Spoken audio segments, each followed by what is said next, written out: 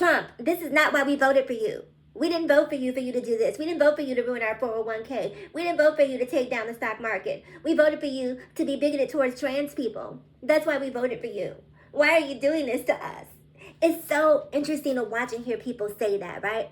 And the reality is, Trump was tearing the trans community to pieces, right, for months. He came into office on a legislative tear as it relates to the trans community. Changing passports, removing from the military, like anything that was trans or trans related, trans or racial related, he meant business about that, right? And most of the USA stood by idly and was just like, oh, well, it's not my struggle. They did not care. Didn't care. Now, suddenly in comes Elon Musk and Doge, the Department of Government Inefficiency, and they decide that they're going to tear everything apart. They're dismantling everything that they possibly can. And then you see all of these government programs getting shut down. You see Social Security being threatened. You see Medicaid being threatened. And then people start to get out there and, get a little bit upset. We start to see the town halls come alive. Now people are upset because they know that what Trump was doing to trans people is now knocking on their front door. Hello, it's me, it's Trump, it's who you voted for. I'm here to give you a little bit of the smoke. And so people get upset. We start seeing all the clips from the town halls. And as a trans woman, I'm sitting there watching and thinking to myself, as long as he was letting trans people have it, this wasn't an issue, right? Then you fast forward to the tariff war, right?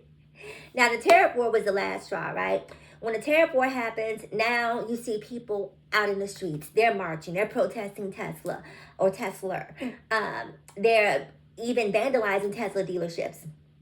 People are making their voices known and expressing their disdain for everything that Donald Trump is doing. But if it were only trans people, none of this noise would be made.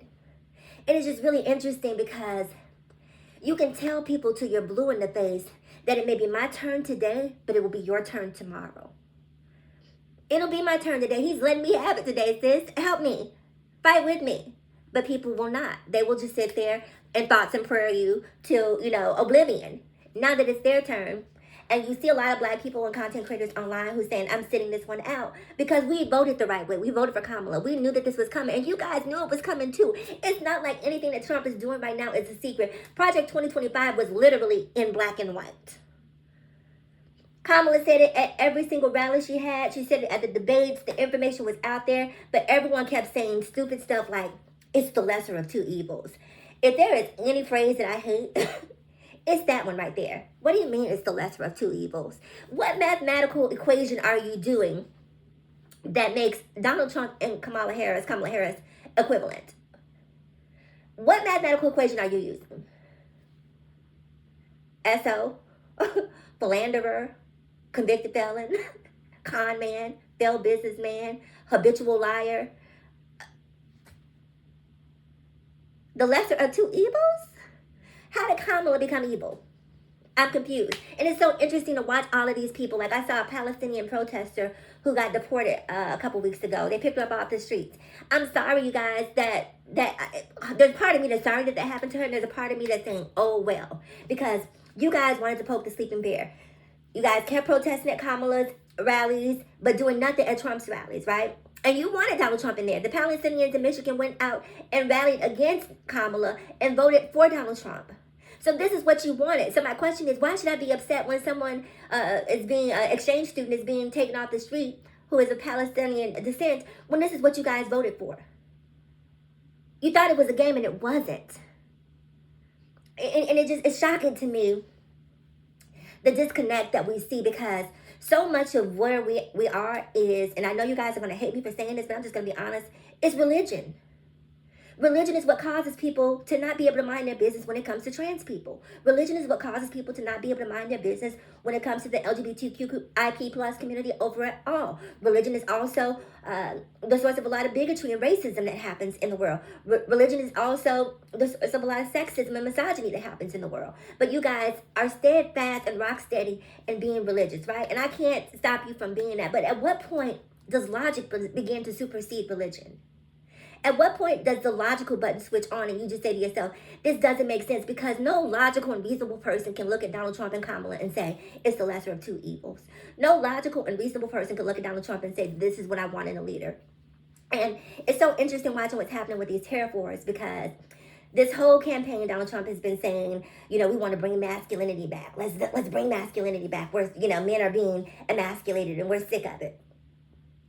And then you want to punk all of these other world leaders, right? What is it? Xi Jinping from China, the president of China? Correct me if I'm wrong, you guys. But anyway, here it is. You have decided that you are going to implement 54% tariffs on China, right? And China says we're not punks. We're not going for that. Okay, tariff for tariff. You hit me, we hit back. I'm getting my lick back. Then Trump says, oh, since you want to hit back, I'm going to double down and now I'm going to add another 50%. And you better respond by this time tomorrow or else, you know, the 54% is going to become final.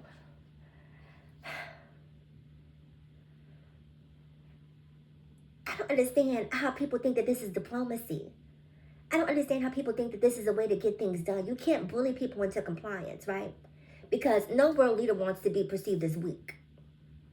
You know, speaking of bringing bro culture back, how do you want another man to look weak when you're asserting your dominance?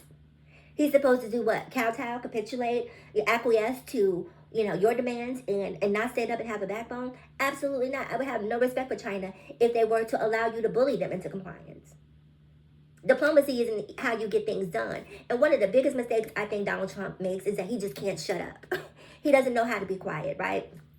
Because even if this is your plan, you don't give Xi Jinping, I believe that's his name, correct me again if I'm wrong, you don't give him an opportunity to come to you and maintain his appearance of strength because everything is so public. He has by noon tomorrow. So maybe if you hadn't said that publicly, he may have come to you and had a conversation with you. But now you're testing his manhood on an international stage. You could have just kept your plan to yourself and not said anything. You know, we're hoping that China comes to us and we have a conversation. You know, we want to work with them. And meanwhile, you know you're holding the cards in the deck, right? But you're also making it seem as if he is coming to the stage and negotiating with you so that you're not robbing him of his appearance of being a strong leader. That's what diplomacy looks like. But no, you want to son everybody, right? And by son, I mean like a baby, like your son, like your child. You want to son them. The ones that get it. You want to son them. You want to make them look like, you want them to kiss your pinky ring and pretend like you're Big Daddy, right? But the international community is not in this cult that you have created here in America. Okay? I know you guys hate the word woke, but the international community is woke and they see Trump for Trump. You know, you have countries who were essentially enemies at this point who are working together. Because the enemy of my enemy is my enemy. They are working together and becoming unified because Trump is forcing them in a position where they have to. And the most damaging thing about this overall is that even if the Trumps go away tomorrow, who wants to work with America?